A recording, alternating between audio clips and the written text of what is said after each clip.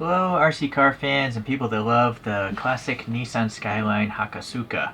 So we're going to cover both of you guys with the MiniZ all-wheel drive chassis with the Hakosuka body on it. So I don't know when this came out. There's no date, there's no year on this box that I could see. One would think it'd be around here, but I don't see it. This actually is licensed by not only Nissan, but Watanabe is the company that makes the wheels that are on this thing. And so this is all-wheel drive, and it works pretty well for a drift car. I'm not going to measure the scale because what happens is Kyosho designed the chassis first, and then they make bodies to fit the chassis. So you'll see here the scale is 1/27.52 is the average, right? So if you're looking for a true scale model, this is not it. This is not 1/24 scale, which is a common model kit scale. This is going to be smaller.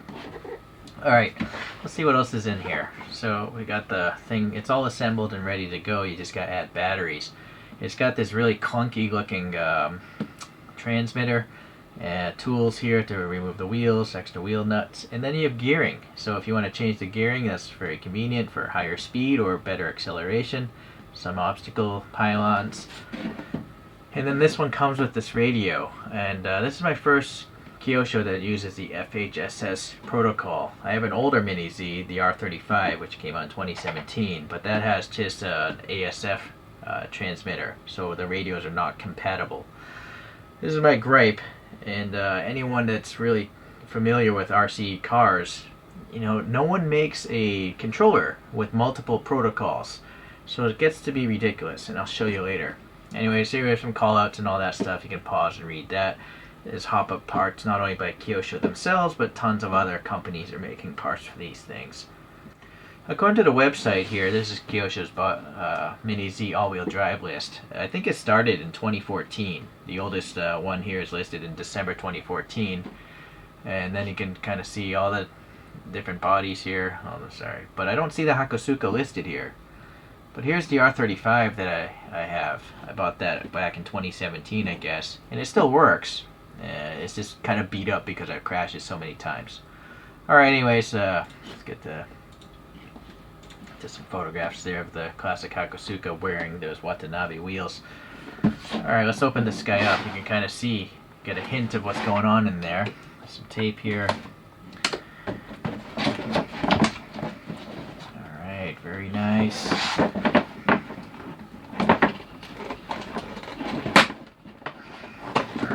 I don't know what's going on there. Alright. Instruction manual. I might have to breeze through that. I'm not sure if the binding process is the same as the old ASF. There's a channel called Beaver's Hobby. He's in my subscriptions. And I think he's probably my favorite technical RC channel. There's another channel called Tom Lee's, and he just reviews all sorts of RC cars, so I suggest you look into those if you're interested in getting some RC vehicles.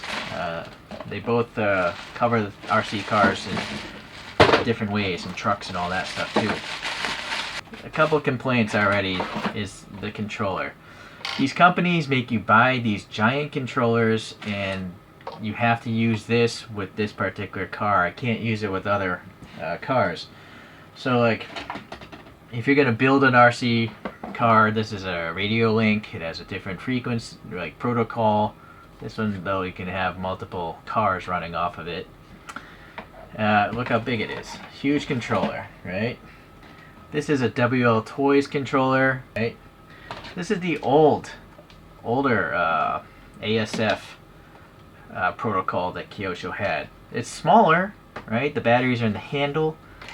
The batteries in these are down at the bottom. This is just all dead space in the handle, right? This is a turbo racing controller. It's a little smaller, and at least you can take it apart to transport the thing better. The batteries are in the handle. So that's getting better. The best controller I'm aware of right now is the SNT Sneaklo. It takes an 18650 battery. All these other ones are taking either a LiPo if it's a hobby grade, or four AA batteries, or the Kyosho takes 4 AAA batteries. But this can take a 18650, and look how small it is. It's like literally half the size almost.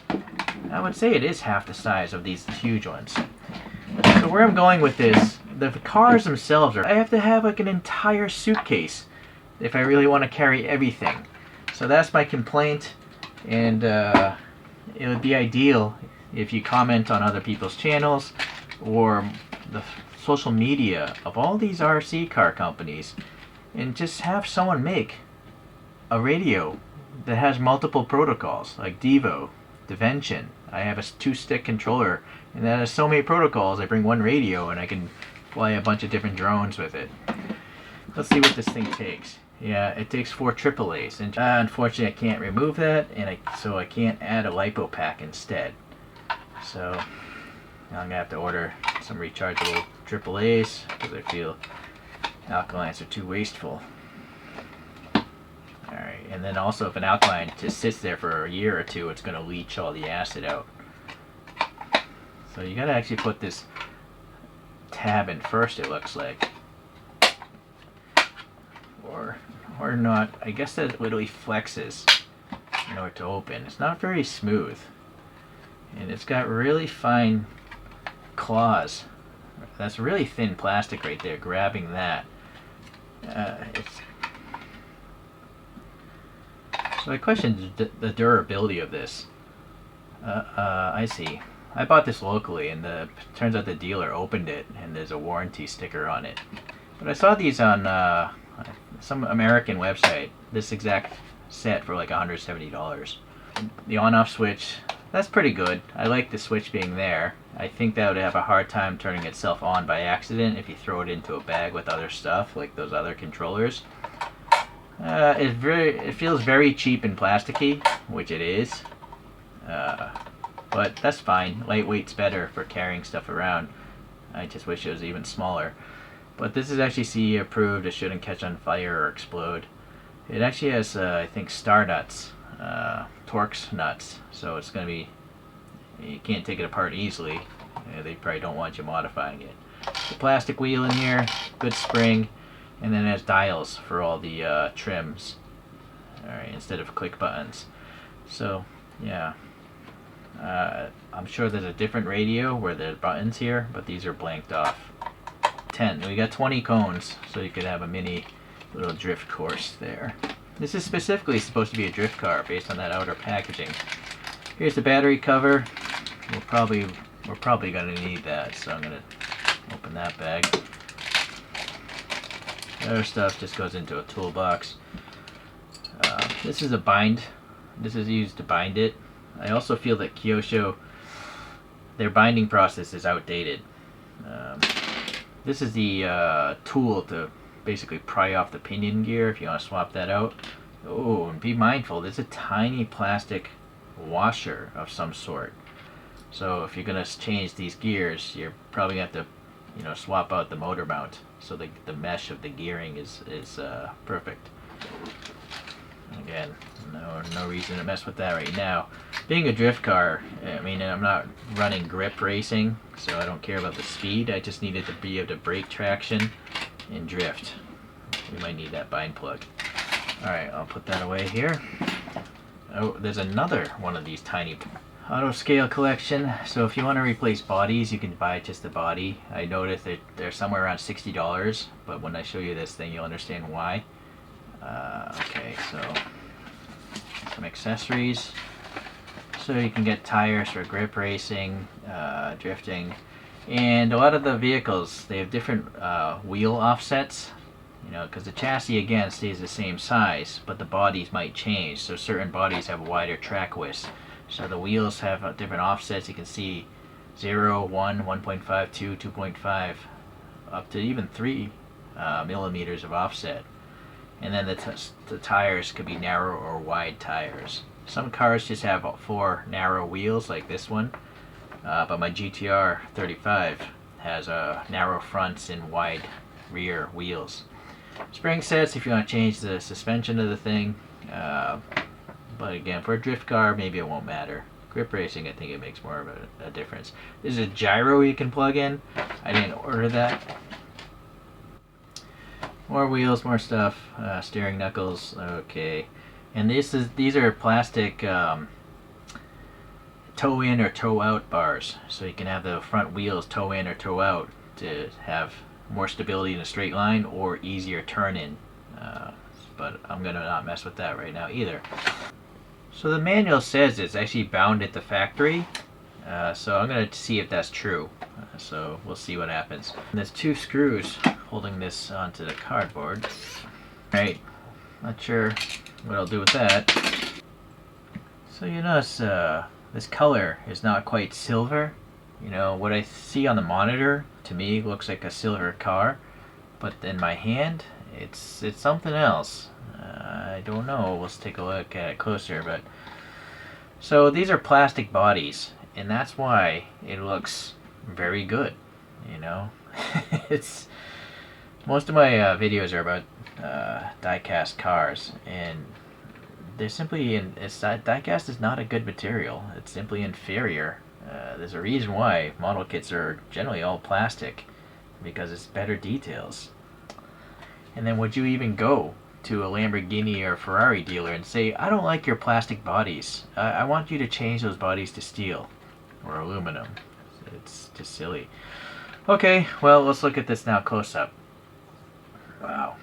So this is why these things are expensive, the bodies, that is, because they're pretty much finished model kits. Just to show you, this Atelier thing, this Atelier took me over 10 hours to do, because I had to apply these decals very carefully. And then I clear coated the thing like 5 times because I don't want the decals to get scratched. And so there's a bunch of contaminants in the paint. You can see that contamination there. The paint, the clear coat also yellows over time, is rattle can clear coat. So I got some crazy glue in here, or whatever model glue on the edges, and it just looks very ugly, right? Here that fogged up, that was probably crazy glue, that's why they're all fogged up. So it's really difficult to make models. I suggest you make some sometime in your life, because once you do, then you'll realize why nice looking things are so expensive, because it takes a lot of effort to make them look nice. Okay, so anyways, this thing looks so much better than what I'm capable of, and so I'm very happy. Okay, this is nice. The mirrors are rubbery. I think the R35 had rigid mirrors. Let me bring that out just to show comparison wise. I mean, this thing came out in 2017 and it's clearly been beat on enough that the marker lights popped out, and then I just have a bunch of scratches because I threw it into a box. And then you'll see, yeah, the mirrors, they did snap off. I ended up gluing one back on, but it broke off later. But other than the mirrors, it's quite durable. So you can put in light kits. This I bought probably off AliExpress, and then I silver painted it because the light would get through the body, right? So silver paint and foil will stop that from happening. But honestly, the lights are kind of boring after like the first 5 minutes. But I just wanted you to look at this body. It's even now, I mean, it's better than I can do. It's just so nice. It's crazy. Okay, well, we'll compare the chassis, I guess. So yeah, the mirrors, because they're inset, I don't think those can ever really break off. You know, I'm going to scratch the fender. What's weird about this is this front over fender. That doesn't belong on the car, as far as original Hakosuka coupes go. The Hakosuka coupes, only the rears had fender flares, as you can clearly see by these images. So this is definitely a customized Hakosuka. I think they did it because, again, the body is one size, and then they only have so much wheel offset that they can work with. And so these are both narrow wheels from Kyosho, whereas you can see the wide wheels of on the R35, right? The fronts are narrow, but the rears are, you know, the wide version. So yeah, it's an old car design, right? So they went off the wheelbase first, and then they built the body based off that wheelbase, and it turns out it's narrow. So I think it's smart that they went and added these fender flares. That's what I'm getting at there. You can even see there's little dots here with silver paint to look like the screws holding that fender flare on. Same on the back. Those dots are so small, they're like the tip of a toothpick. So very impressive. I would have silver paint just smeared all over that thing. You got the Skyline badge, right? Very nice. And there's no decal like the model kit I built. It looks, I think it's a tampo print. There's none of that wrinkliness in between these two things where the pick is. So these are some sort of tampos or something, and they're extremely good. I mean, look at the black outline and then the Skyline written in it, with a very thin border of black, silver, and then the red. Look at the panel gaps of this thing. They are thinner than a toothpick. So this panel gap is better than the panel gaps in 1/64 scale models, which is primarily what I use. I review, I mean. Alright, the door lock here is silver. It's got a little recess around it. There's a little recess for the fingers here. The door handle is three-dimensional and silver. Right, so this is craziness. This marker up here is silver, and then it's got metallic orange on top of it. It's not clear though. And then look at the badge here with the S logo. It's so shiny though, but that is what the logo looks like. So very cool. And then you have this thing. I don't know what it is on the real car, but it does have the vents, or maybe they're fake vents, and then there's like a redness here with the chevron, I think, in there. So that's realistic. The bumpers here are chromed plastic, and they look like they're separate pieces. I guess we're going to the back this time. I mean, look at this chrome. It is a mirror. Very impressive. Alright, the exhaust tip's tiny. There's a little recess, right? So they are tubular. And you can see it's melted on, so it's a plastic piece melted on. Ooh, that could break though. I'm not sure if I'm going to drift this a lot. I bought this because I like the car, and I don't want it to end up looking like this, right? Maybe I'll put this body on this chassis later. Okay, moving on, sorry. It's nice to see something on the license plate, basically the car, and you got little silver printed dots for the nuts, or the bolts, I guess you would call them. Here's the lock mechanism, and then here's the Skyline badge. It's a chrome piece of plastic. It's got some sort of silver paint, and then the red letters are raised. That's what the real one looks like. So, very impressive. The lights here, they're translucent red.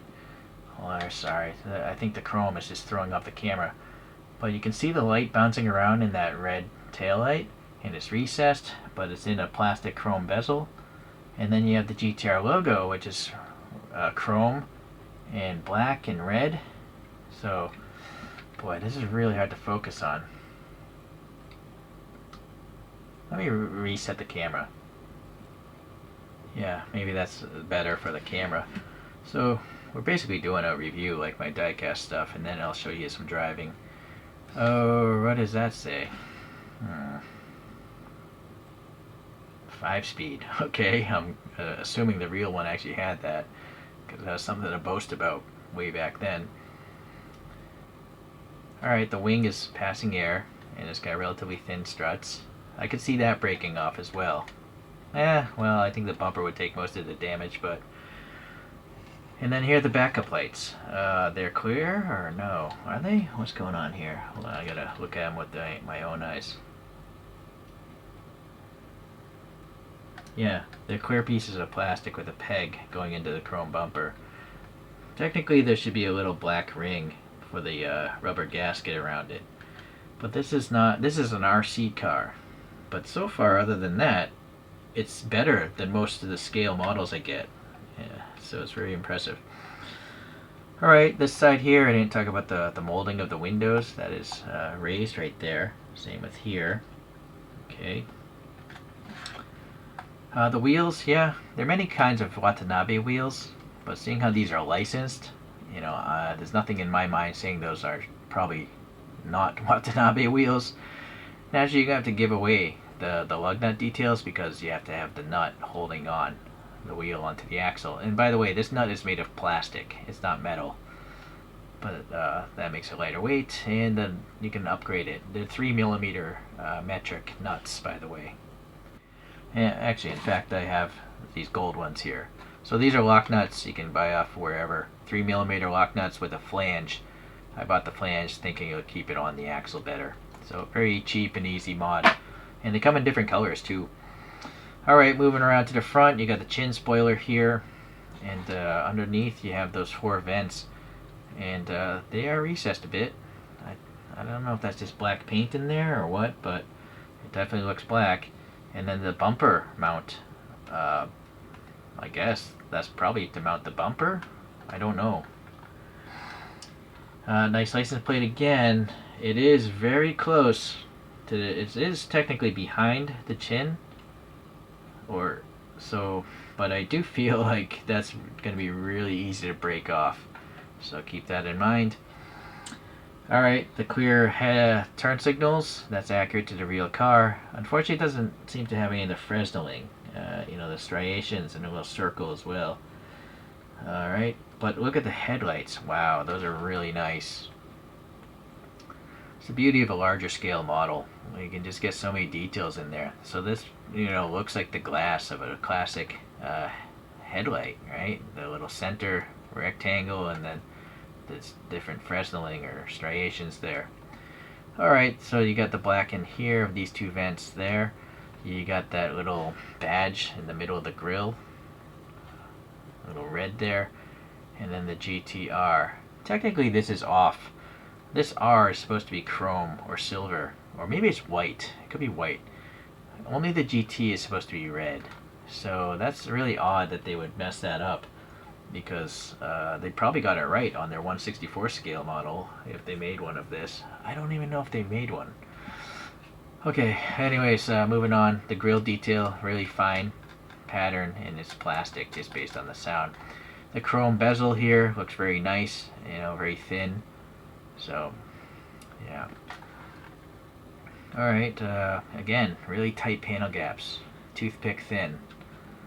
We have some venting here. And now we can really see the paint. Let's look at the roof. It's definitely a metallic. It's kind of like a champagne color, I suppose. I wouldn't call it silver.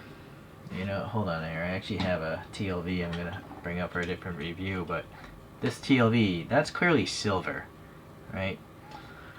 The GTR 35 was listed as like a gray, although it looks kind of brownish. So, I don't know what color you'd really call this. But it's still nice, it's metallic. I would assume maybe Hakosukas may have come with this color option. Please leave a comment if you know for sure.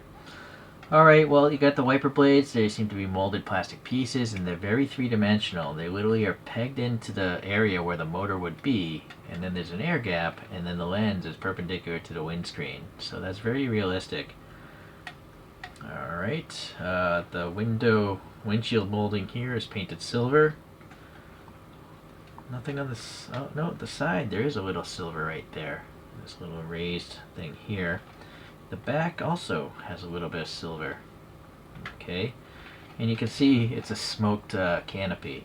And you can start seeing part of the chassis. The mirrors on the back side, there's silver. It looks like it's paint too, so no foil sticker will fall out. So I think that's a smart decision. I've had foil stickers come out of my static models, right? Okay, well, so let's see here. A little warning here. You should peel this off before running because it's blocking the venting for the motor. This is a brushed motor, by the way. It's not brushless. I know the MiniZ buggy, they have a brushless option now, or maybe that's the only option. It's only a matter of time before these all-wheel drive ones will be brushless. I wouldn't doubt that you could just get a modification kit and have a brushed motor in this. Although I don't know if that would require the replacement of the electronics board. Probably, but I don't know for sure. Please leave a comment if you know. I'm new to this this chassis. Okay, well yeah, it's just a cheap 380 motor. But again, I'm not racing. I'm drifting here. Some sort of sticker. Just imported into Europe. And made in... Wow, this is a rare product. This is actually made in Japan. Not China. Interesting. Well, anyways, I don't need to have that sticker. I am not sure why there's an N here. It's nice to see the branding. There's also nothing on the bottom saying what chassis it is, but here on the tab holding the front end, it does say, it might be hard to see, hold on, let me focus, Skyline 2000 GTR KPGC 10, which is the Nissan body code for this car. So that's not good, you know. You know what this tab is going to fit, what body. Some sort of rear bumper here that's basically worthless. It's not going to do anything, but I'm sure for other cars it does help something. Okay, this thing has 14 ball bearings in it, which is another reason why it's kind of expensive. It might be toe out a little bit because it's a drift car. Also, these tires are hard plastic because it's a drift car. And you want the hard tires so it drifts easier. Alright, the wheels, yeah, they have a nice gunmetal, dark gunmetal color. It's not black because obviously you can see the tire is black. And I do like the way they molded the tire. It looks very realistic. Yeah, this little ledge there. So that's a nice detail. Okay, let's take it apart. See the. So one weird thing about these MiniZs is they have these side tabs in the front to put them on, to keep them secure. They don't use body pins because they want the thing to look really nice instead of having posts coming through it. Oh, I forgot to even look at this. The little fuel filler door's got a recessed and silver dot for the lock there. So here's the body, underside if you're curious. They seem to have like hot glue or something. Yeah, holding the lights in there. Oh, this is actually clear plastic, I think. So you could basically put an LED here, and then have the thing light up. Same with here. Yeah, those are hollow, so you can insert LEDs in there. They look like maybe the 3mm LEDs, possibly 4. These are the pins holding the bumper on, I think. And then, yeah, the left and right body mounts. Alright, so that's interesting. I like to learn how models are made. So here's now the top side. So this is the plug for if you want to plug in a gyro. And if you don't know, a gyro keeps the thing more stable. But I'm going to try it without it. I mean, the old one I have doesn't have one, and it works fine.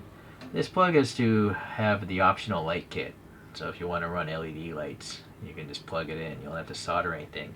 On the old frame, you'll notice there is no light kit thing here. Just a gyro, it seems. So, but I just screwed it into these things when I lit it up. But again, I don't think it's really worth doing. Not that entertaining. Oh, the suspension is different. The old suspension, you can see, just vertical up-down with the springs up top. Here, it's got some sort of angled, almost like an F1 inboard shock system. See the spring right there in the middle? And then it's pivoting there. So, yeah, interesting. Very cool. So I've never been concerned about the durability of these parts because the body is taking all the damage. It's not the, arms. It's not like a buggy where you'll snap the arms off or like a monster truck. The body is going to get damaged. Alright, well that's cool to see that. So I do like the stickers, so now I know this is an FHSS system, whereas this is an ASF. Sadly, cannot use the same radios. They have a little detail here holding those wires. I'm getting all caught up. You will notice the gears are just exposed. So if you have pets and stuff like that, you want to vacuum your floor. All the dust and hair is going to get up all in there. You might as well pop in the batteries. So there's a staggering to them. There's a little indication there molded in. But basically, the big flat tab is for the negative side of the battery.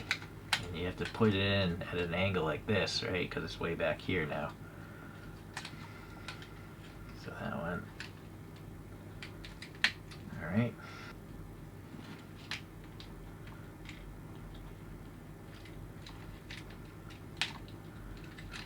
What a really annoying process that is. Okay, so that's the way it's supposed to look, and that is now similar to the old chassis. Okay. Alright, let's pop this one in here. Positive going there, negative going here.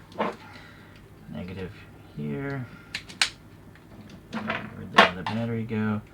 Positive here.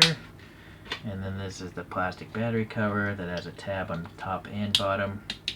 I've never had batteries pop out. Never happened.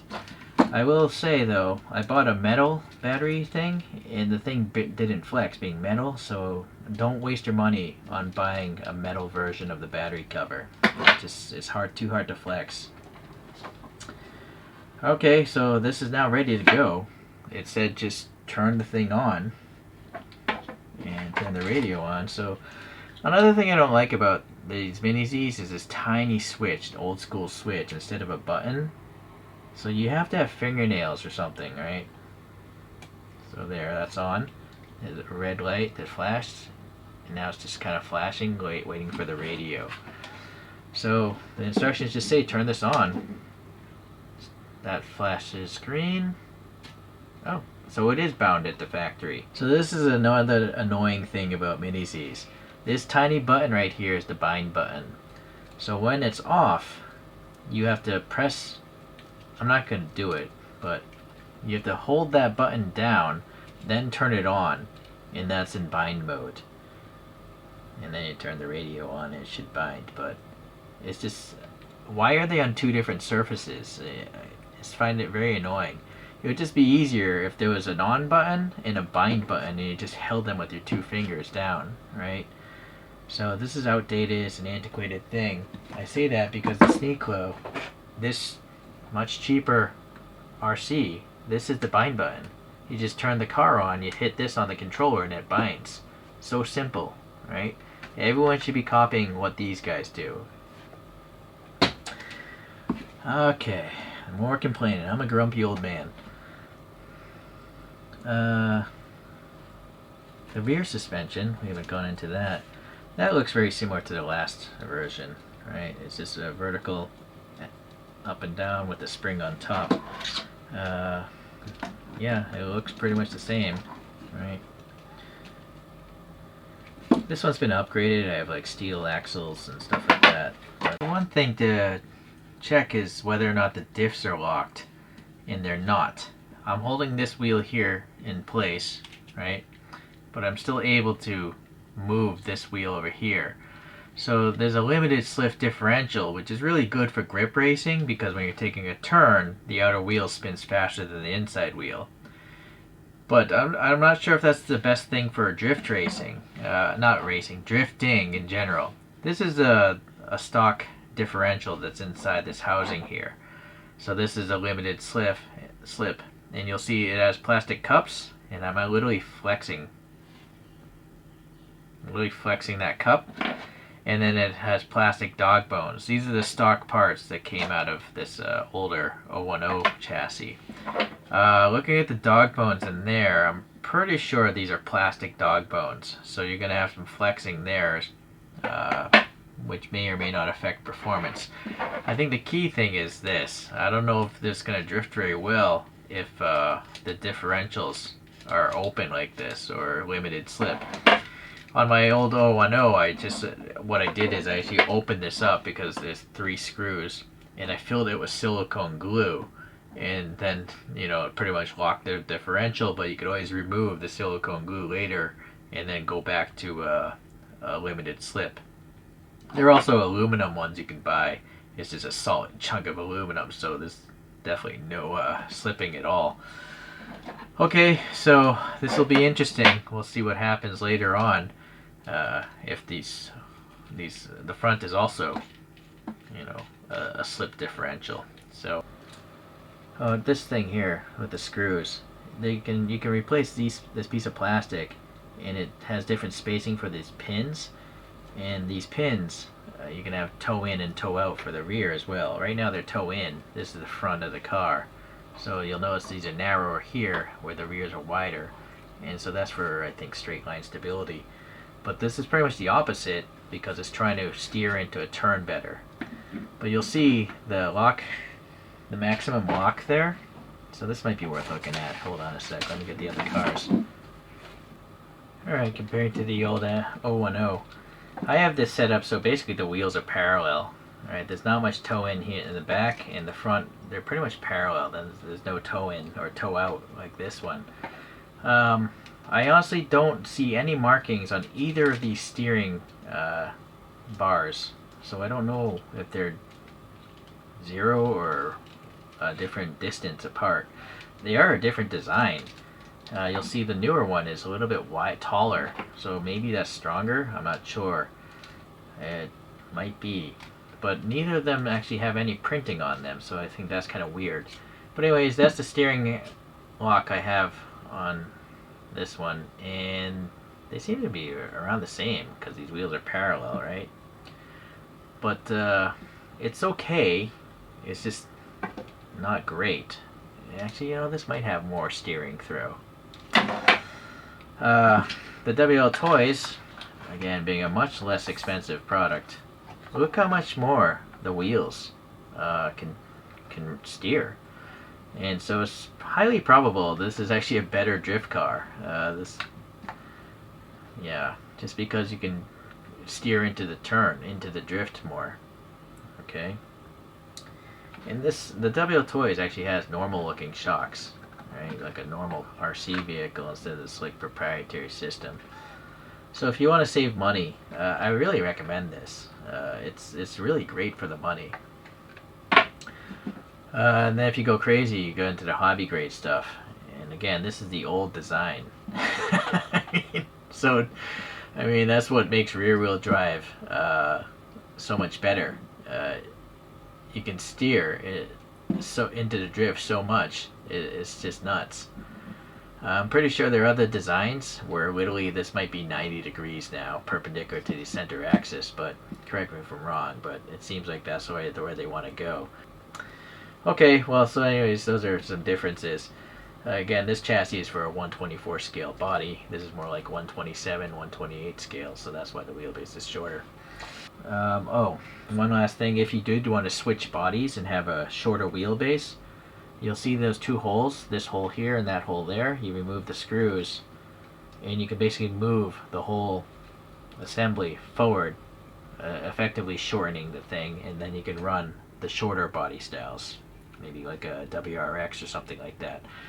That you can just look at MiniZ compatibility, and there's a whole list of the bodies and what wheelbase is and what wheel offsets that they use and all that stuff if you want it to look perfect.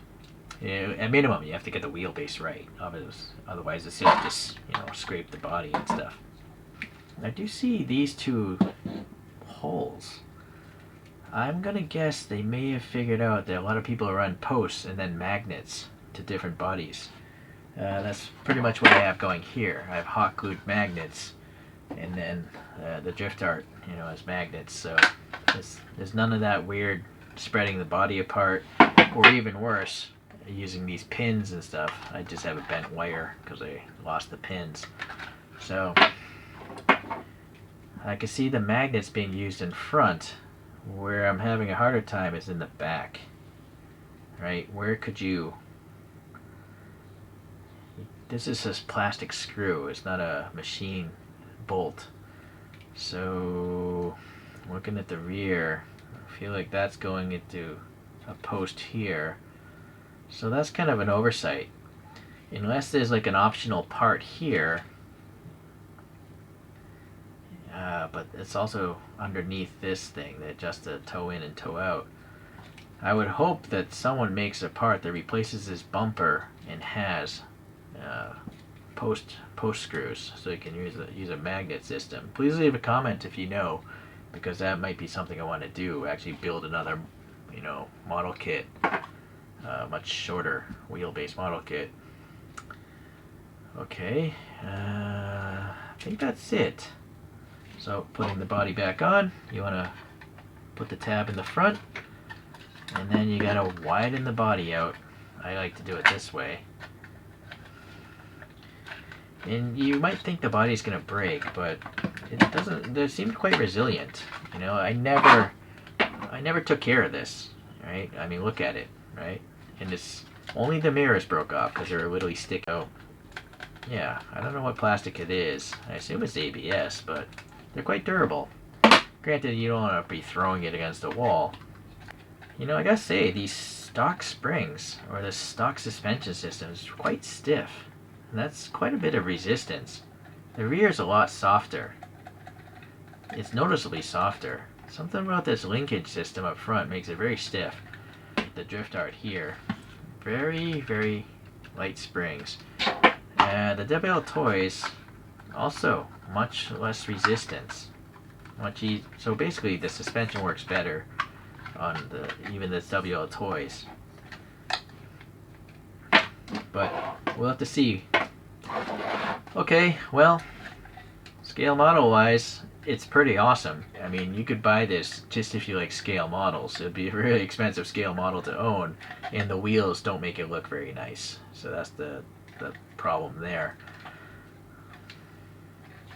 Alright, let's do some drifting. So by default, you'll notice the green light is flashing. That means it's in training mode, which is 50% power. We can try it out. This thing can take alkaline batteries or nickel metal hydride batteries. So I'm running Eneloop Pros because the internet says they're the best.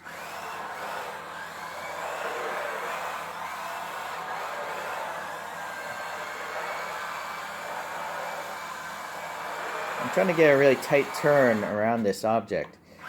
It's more ovoid right now, hold on. And then going slow, it has a very wide arc because the steering doesn't have a big throw. I will say it feels pretty smooth. There, punch the throttle a little bit, kick the rear out. I'm trying to catch the drift right there. It's a pretty wide arc though, but it is only 50% power. So I think for any newbies, you know, if you have a big enough floor space, you're going to be able to enjoy drifting for sure, like a nice wide arc at least. But for tight arcs, I'm trying to get tighter around there. Hold on, there we go, come on, no. Let's go the other way.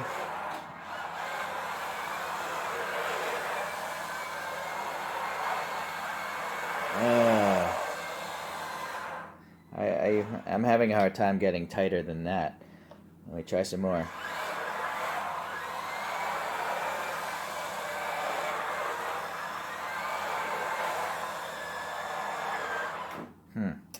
Alright, well, let's try the full throttle. So, to do that, you have to hold the trigger down. Let's turn it off. Hold the trigger down, turn it on, and that turns off training mode.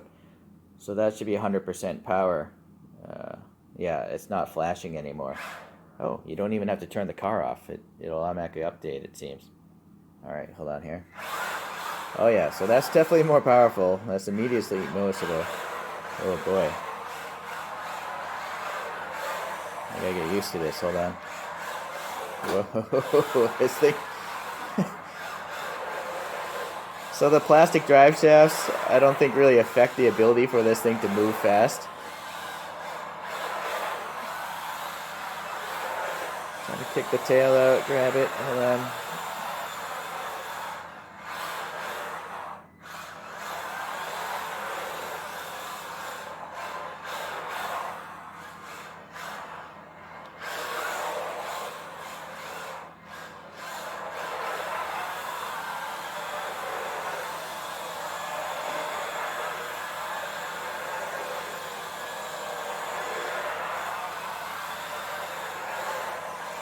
So you can pretty much, it's using the throttle to steer it. You know, I'm literally kind of punching the throttle to kick the rear end out.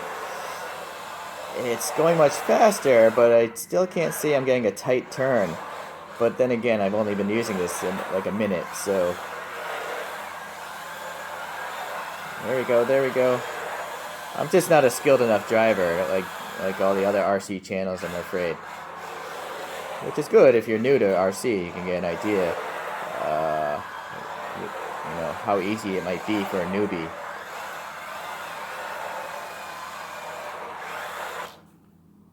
So, you know, off the bat, compared to a rear-wheel drive hobby grade like the Drift Art, you know, this is nowhere even close.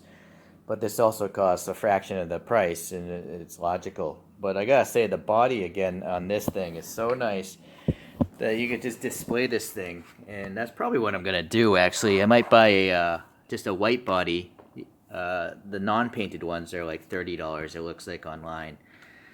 So I bought this because I like the car. You know, the body shell, not the actual chassis as much. So this is gonna become a display piece, I think. But the chassis, yeah, I can just swap out something else.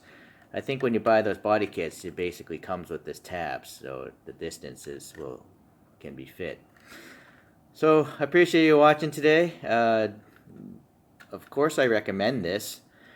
Just as a static model, I recommend it. The only thing really off is the fact that they have these giant center lock nuts, right? But everything else looks very much like the real car to me. And again, it's probably because it's a plastic body. Yeah. All right. Thanks for watching, guys. I appreciate it. We'll see you in the next RC.